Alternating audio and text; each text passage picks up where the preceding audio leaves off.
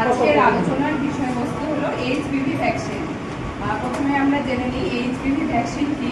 ঠিক আছে, HPV vaccine হলো হিউম্যান প্যাপিলোমা ভাইরাসের বিরুদ্ধে যে একটা ভ্যাকসিন চালু করা হয়েছে, সেটা হলো এইচপিভি ভ্যাকসিন। এই এইচপিভি একটা হচ্ছে যে সাধারণ ভাইরাস, যেটা অনেকগুলো রোগ ঘটায় বা অনেকগুলো রোগের কারণ। তার মধ্যে হচ্ছে অন্যতম হচ্ছে যে জরায়ু মুখের ক্যান্সার, সার্ভাইকাল ক্যান্সার নামে পরিচিত।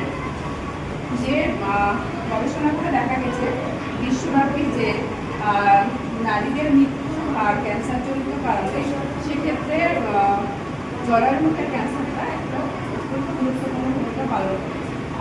এই কারণে হচ্ছে আমাদের কেন্দ্র সরকার এবং রাজ্য সরকারের যৌথ প্রচেষ্টায় এইচপিভি ভ্যাকসিন প্রদানের কর্মসূচি শুরু করা হয়েছে। এই ভ্যাকসিনটা একটা নির্দিষ্ট এজের মধ্যে দিলে বেশি কার্যকরী হয়। এই এজ গ্রুপটা হলো 9 থেকে 14 বছর বয়সের মধ্যে যদি আমরা কিশোর কিশোরীদের এই ভ্যাকসিন প্রদান করতে পারি, তাহলে তাদের প্রতিরোধ ক্ষমতা অনেকটাই বেড়ে যাবে। আমাদের সরকার বর্তমানে ওনারা সিদ্ধান্ত নিয়েছেন যে 14+ কিশোরীদের ভ্যাকসিনটা দেওয়া হবে এখন। এই ভ্যাকসিনে সেরকম কোনো পার্শ্ব প্রতিক্রিয়া নেই। অন্যান্য ভ্যাকসিনে যেমন সাধারণ জায়গাটা ফুলে যায় বা হালকা ব্যথা হয়, লাল ভাব হয়, সামান্য জ্বরও আসতে পারে, কিন্তু ভয়ের কোনো কারণ নেই। এটা হচ্ছে এই ভ্যাকসিনটা আমরা যদি দিই, তাহলে হচ্ছে জরায়ু মুখের ক্যান্সারের যে ঝুঁকিটা অনেকটাই কমে যাবে এবং এই জরায়ু মুখের ক্যান্সারজনিত কারণে মৃত্যুর হার আমরা অনেকটাই কমাতে পারব।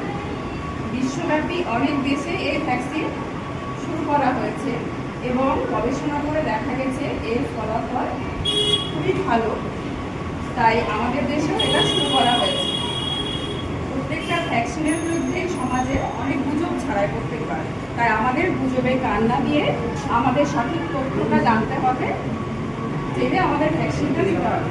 এই একটা ভ্যাকসিন শুধুমাত্র একটি শিশুকে একটি রোগ থেকে রক্ষা করবে না, এটি একটি সুস্থ এবং নিরাপদ ভবিষ্যৎ সমাজ গঠনের একটা গুরুত্বপূর্ণ ভূমিকা পালন করবে। তাই আমরা শিক্ষক শিক্ষিকাবৃন্দ, আমাদের অভিভাবকবৃন্দ এবং আমরা স্বাস্থ্যকর্মীরা সচেতন হয়ে আমাদেরকে সকলকে সচেতন করতে হবে, যাতে এই ভ্যাকসিনটা সবাই আমরা নিতে পারি। তো আমাদের গুজবে কান দিলে হবে না যে এই ভ্যাকসিনের অনেক খারাপ বা ভ্যাকসিনটার হচ্ছে প্রয়োজনীয়তা নেই, এইসব গুজবে আমাদের কান দেওয়া চলবে না। আপনাদের যদি কোনো মনের মধ্যে কোনো দ্বিধাবোধ থাকে যে ভ্যাকসিনটা নেব না, কোনো ক্ষতি হতে পারে, তো আপনাদের জিজ্ঞেস করতে পারেন। আচ্ছা, আমার জিজ্ঞাসা, ছাত্রীরা কি নিয়ে যাবে ওখানে? আধার না বার্থ সার্টিফিকেট? ছাত্রীরা আধার কার্ড নিয়ে যাবে, বার্থ সার্টিফিকেটও রেজিস্ট্রেশন করতে হচ্ছে। রেজিস্ট্রেশন করে একটা সার্টিফিকেট দেওয়া হচ্ছে, মানে ভ্যাকসিন নিচ্ছে তার একটা প্রুফ হিসেবে সার্টিফিকেট দেওয়া হবে। সেটা তো ভ্যাকসিন নেওয়ার পর দেবে। হ্যাঁ, তার জন্য রেজিস্ট্রেশনের জন্য আধার কার্ড প্রুফ চাইছে। আধার কার্ড আইডি হিসাবে আধার কার্ড। আধার কার্ডে হবে। আইডি নাম্বার হিসেবে